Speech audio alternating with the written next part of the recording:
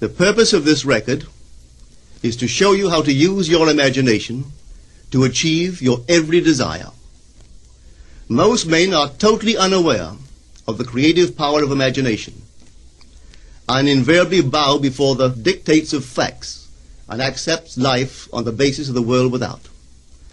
But when you discover this creative power within yourself, you will boldly assert the supremacy of imagination and put all things in subjection to it. When the man speaks of God in man, he is totally unaware that this power called God in man is man's imagination. This is the creative power in man. There is nothing under heaven that is not plastic as potter's clay to the touch of the shaping spirit of imagination. Once a man said to me, "You know, Neville, I love to listen to you talk about imagination. But as I do so, I invariably touch the chair with my fingers and push my feet into the rug, just to keep my sense of the reality and the profundity of things." Well, undoubtedly he is still touching the chair with his fingers and pushing his feet into the rug. But now let me tell you of another one who didn't touch with her fingers and didn't push that foot of hers onto the board of the streetcar. It's the story of a young girl, just turned 17. It was Christmas Eve, and she is sad of heart. For that year, she had lost her father in an accident, and she's returning home to what seemed to be an empty house. She was untrained to do anything, so got herself a job as a waitress. This night is quite late, Christmas Eve. It's raining. The car is full of laughing boys and girls home for their Christmas vacation. And she couldn't conceal the tears. Luckily for her, as I said, it was raining. So she stuck her face into the heavens to mingle her tears with rain. And then, holding the rail of the streetcar, this is what she did. She said, "This is not rain, but this is spray from the ocean. And this is not the salt of tears that I taste, but this is the salt of the sea in the wind. And this is not San Diego. This is a ship, and I'm coming into the Bay of Samoa." And there she felt the reality of all that she had imagined. Then came the end of the journey, and all are out. 10 days later, this girl received a letter from a firm in Chicago saying that her aunt, several years before, when she sailed for Europe, deposited with them $3,000 with instructions that if she did not return to America, this money should be paid to her niece. They had just received information of the aunt's death and were now acting upon her instructions. 1 month later, this girl sailed for Samoa. As she came into the bay, it was late that night, and there was salt of the sea in the wind. It wasn't raining, but there was spray in the air, and she actually felt what she felt 1 month before, only this time she had realized her objective. Now this whole record is technique. I want to show you today how to put your wonderful imagination right into the feeling of your wish fulfilled, and let it remain there and fall asleep in that state. And I promise you from my own experience, you will realize the state in which you sleep if you could actually feel yourself right into the situation of your fulfilled desire and continue therein until you fall asleep. As you feel yourself right into it, remain in it until you give it all the tones of reality, until you give it all the sensory vividness of reality. As you do it, in that state, quietly fall into sleep. And in a way you will never know, you could never consciously devise the means that will be employed, you will find yourself moving across a series of events leading you towards the objective realization of this state. Now here is a practical technique. The first thing you do, you must know exactly what you want in this world. When you know exactly what you want, make as lifelike a representation as possible of what you would see and what you would touch and what you would do and physically moving in such a state. For example, suppose I wanted a home, but I had no money, but I still know what I want. without taking anything into consideration, I would make as lifelike a representation of the home that I would like, with all the things in it that I would want. And then, this night, as I would go to bed, I would, in a drowsy, sleepy state, the state that borders upon sleep, I would imagine that I am actually in such a house, that were I to step off the bed, I would step upon the floor of that house. Were I to leave this room, I would enter the room that is adjacent to my imagined room in that house. And while I am touching the furniture and feeling it to be solidly real, and while I am moving from one room to the other in my imaginary house, I would go sound asleep in that state. And I know that in a way I could not consciously devise, I would realize my house. I have seen it work time and time again. If I wanted promotion in my business, I would ask myself what additional responsibilities would be mine were I to be given this great promotion. What would I do? What would I say? What would I see? How would I act? And then in my imagination, I would begin to see and touch and do and act as I would outwardly see and touch and act were I in that position. If I now desired the mate of my life, were I now in search of some wonderful girl or some wonderful man, what would I actually find myself doing that would imply that I have found my state? For instance, suppose now I was a lady. One thing I would definitely do, I would wear a wedding ring. I would take my imaginary hands, and I would feel the ring that I would imagine to be there. And I would keep on feeling it until it seemed to me to be solidly real. I would give it all the sensory vividness I am capable of giving anything. And while I am feeling my imaginary ring, which implies I am married, I would sleep. This story is told us in the Song of Songs, or the Song of Solomon. It is said, "At night on my bed, I sought him whom my soul loveth. I found him whom my soul loveth, and I would not let him go until I brought him into my mother's house, right into the chamber of her that conceived me." If I would take that beautiful poem and put it into modern English, into practical language, it would be this. While sitting in my chair, I would feel myself right into the situation of my fulfilled desire.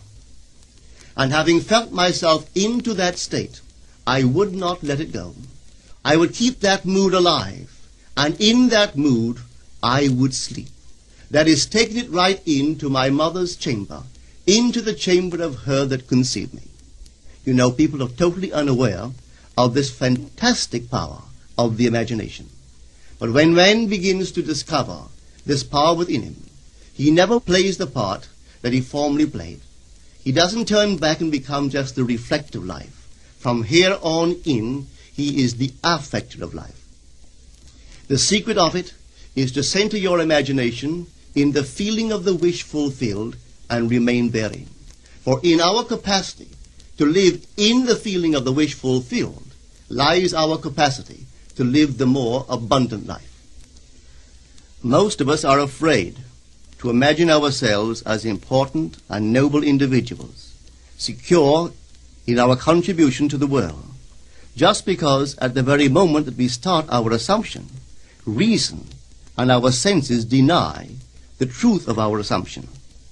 We seem to be in the grip of an unconscious urge which makes us cling desperately to the world of familiar things and resist all that threatens to tear us away from our familiar and seemingly safe moorings. But I appeal to you to try it. If you try it, you will discover this great wisdom of the ancients, for they told it to us in their own strange, wonderful, symbolical form. But unfortunately, you and I misinterpreted their stories and took it for history when they intended it as instruction to simply achieve our every objective. You see, imagination puts us inwardly in touch with a world of states. These states are existent. They are present now. But they are mere possibilities while we think of them. But they become overpoweringly real when we think from them and dwell in them. You know, there's a wide difference between thinking of what you want in this world and thinking from what you want. Let me tell you, when I first heard of the strange and wonderful power of the imagination, it was in 1933 in New York City. An old friend of mine taught it to me. He turned to the 14th of John, and this is what he read. In my Father's house are many mansions. If it were not so, I would have told you. I go to prepare a place for you. And if I go and prepare a place for you, I will come again and receive you unto myself, that where I am, there ye may be also. He explained to me that this central character of the Gospels was human imagination. That mansion was not a place in some heavenly house, but simply my desire. If I would make a living representation of the state desired, and then enter that state and abide in that state, I would realize it. At the time, I wanted to make a trip to the island of Barbados in the West Indies, but I had no money. He explained to me that if I would that night, as I slept in New York City, assume that I was sleeping in my earthly father's house in Barbados, and go sound asleep in that state, that I would realize my trip. Well, I took him at his word and tried it. For 1 month, night after night, as I fell asleep, I assumed I was sleeping in my father's home in Barbados. At the end of my month, an invitation from my family came, inviting me to spend the winter in Barbados. I sailed for Barbados the early part of December of that year. From then on, I knew I had found this Savior in myself. The old man told me that it would never fail. Even after it happened, I could hardly believe that it would not have happened anyway. That's how strange this whole thing is. On reflection, it happens so naturally. You begin to feel or to tell yourself, well, it would have happened anyway. And you quickly recover from this wonderful experience of yours. It never failed me if I would give the mood, the imagined mood, sensory vividness. I could tell you unnumbered case histories to show you how it works. But in essence, it's simple. You simply know what you want. When you know what you want, you're thinking of it. That is not enough. You must now begin to think from it. Well, how could I think from it? I am sitting here, and I desire to be elsewhere. How could I, while sitting here physically, put myself in imagination at a point in space removed from this room and make that real to me? Quite easily. My imagination puts me in touch inwardly with that state.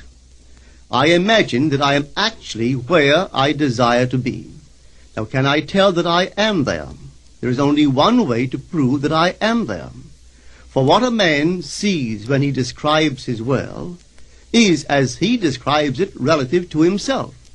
So what the world looks like depends entirely upon where I stand when I make my observation. So if, as I describe my world, it is related to that point in space I imagine that I am occupying, then I must be there.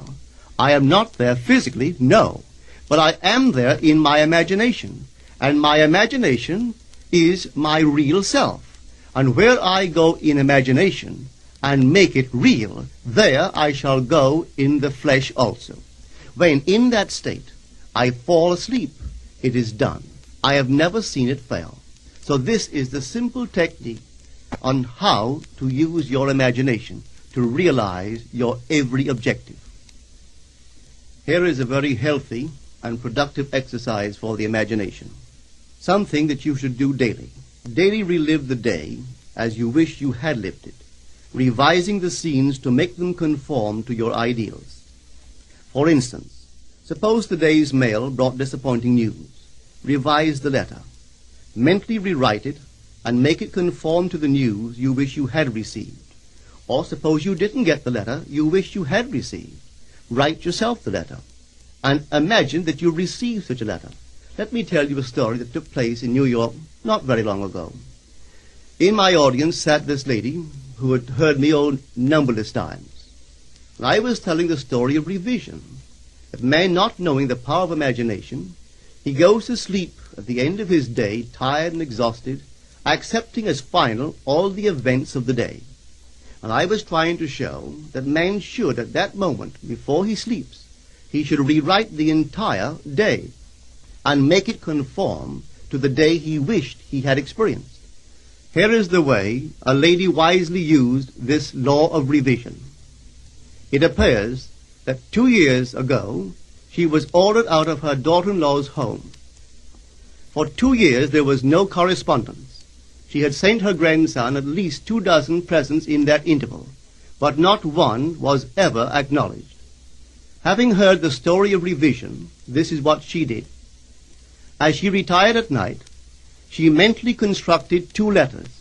One she imagined coming from her grandson, and the other from her daughter-in-law. In these letters they expressed deep affection for, and wondered why she had not called to see them. This she did for 7 consecutive nights, holding in her imaginary hand the letter she imagined she had received, and reading these letters over and over until it aroused within her the satisfaction of having heard. Then she slept. On the 8th day, she received a letter from her daughter-in-law. On the inside there were 2 letters, one from her grandson and one from the daughter-in-law.